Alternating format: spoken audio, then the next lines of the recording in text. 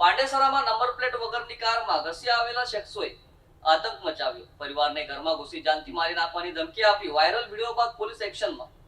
પાંડેસરા વિસ્તારમાં number plate વગરની Scorpio અને કારમાં આવીને બિનછૂટા શખ્સોએ એક પરિવારને ઘરમાં ઘૂસી જાનથી મારી નાખવાની ધમકી આપી. મોટા ભાઈ અને મિત્રોને નિશાન બનાવી ઘરની બહાર નીકળશો તો જાનથી મારી નાખીશું જેવી ગાળાગાળી અને ઝઘડો કરી ધાક બેસાડવાનો પ્રયાસ.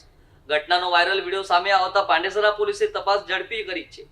વિસ્તારમાં ભયનો માહોલ પણ સર્જાયો છે. પાંડેસરા વિસ્તારમાં દારૂના નશામાં ઘસી આવેલા શખ્સોએ એક પરિવારને ઘરમાં ઘૂસી જાનથી મારી નાખવાની ધમકી આપી હતી.